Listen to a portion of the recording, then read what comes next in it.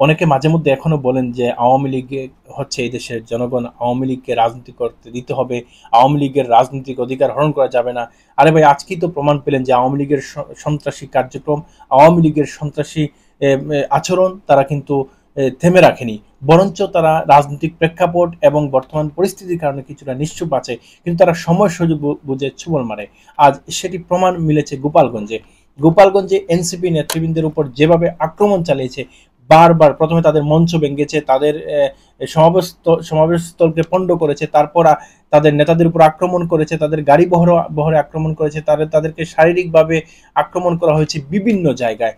এই যে সন্ত্রাসী কার্যক্রম, গোপালগঞ্জের যে আওয়ামী লীগের মানুষ, তারা কি মনে করেছে বাংলাদেশ থেকে তারা আলাদা দেশে বসবাস করে? না, বাংলাদেশে যে আইন চলবে গোপালগঞ্জেও সে আইন চলবে। সারা বাংলাদেশে যদি আওয়ামী লীগের সন্ত্রাসীরা নিশ্চুপ থাকতে পারে, তাহলে গোপালগঞ্জে কেন পারবে না? বর্তমান অন্তর্বর্তী সরকারের এই দায়টা নিতে হবে। এনসিপির উপর আক্রমণের দায়ভার অবশ্যই সর্বপ্রথম বর্তাবে সরকারের উপর।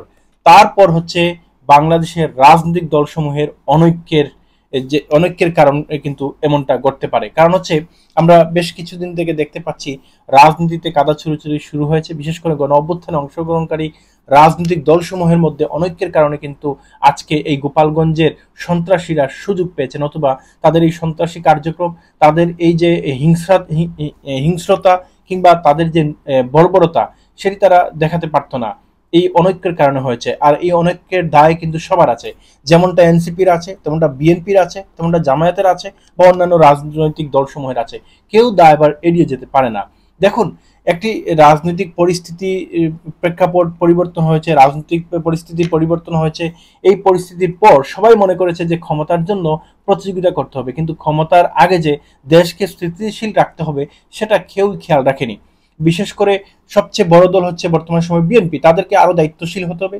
তাদেরকে দায়িত্বশীল হতে হবে বলতে, তারা সকল রাজনৈতিক দলসমূহের সঙ্গে এখন পর্যন্ত কোনো বৈঠক করেনি, সর্বদলীয় বৈঠক বাংলাদেশে এখনো হয়নি, সেটি কিন্তু বিএনপি করতে হবে।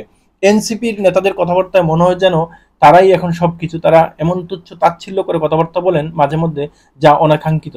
বিএনপির পক্ষ থেকে এমনটা বলা হয়, জামায়াতের পক্ষ থেকেও এমনটা অনেক সময়। তৃণমূলের নেতাকর্মীরা, জামায়াত বলেন, বিএনপি বলেন, এনসিপি বলেন, সবাই কিন্তু তুচ্ছ তাচ্ছিল্য কথাবার্তা বলে যাচ্ছেন, এবং কি আক্রমণাত্মক শব্দ ব্যবহার করেন, যা রাজনৈতিক শিষ্টাচার বহির্ভূত। এসব পরিত্যাগ করে বাংলাদেশ এখন একটা ইস্যুতে ঐক্যবদ্ধ থাকতে হবে, সেটি হচ্ছে আওয়ামী লীগের সন্ত্রাসী কার্যক্রম বাংলাদেশের মাটিতে আর করতে দেওয়া হবে না, এবং আওয়ামী লীগের রাজনীতি বাংলাদেশের মাটিতে আর ফিরবে না। এই দুই বিষয় এক এবং অভিন্ন থাকতে হবে। বাংলাদেশের স্বাধীনতা সার্বভৌমত্বের প্রশ্নে সবাইকে ঐক্যবদ্ধ থাকতে হবে। এবং এই যে গোপালগঞ্জে এনসিপিকে আজ মেরেছে, কালকে বিএনপিকে জামায়াতকে যে মারবে না, তার নিশ্চয়তা কোথায়?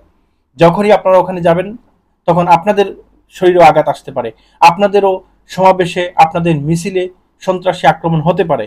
সেই সন্ত্রাসী আক্রমণ, সেই সন্ত্রাসী কর্মকাণ্ড থেকে যদি দেশকে, গোপালগঞ্জবাসীকে বাঁচাতে চান, তাহলে ঐক্যবদ্ধ থাকুন। এবং অন্তর্বর্তী সরকারের উচিত হবে প্রশাসনিক নজরদারি জোরদার করা গোপালগঞ্জে।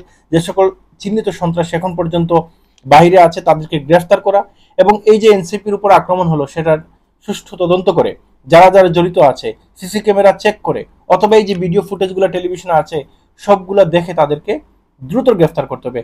আর বিএনপি, জামায়াত, এনসিপি, তাদেরকেও শিক্ষা গ্রহণ করতে হবে এ থেকে, যে আওয়ামী লীগের সন্ত্রাসী কার্যক্রম এখনো থেমে নেই, তারা সুযোগ বুঝে আক্রমণ করতে প্রস্তুত রয়েছে।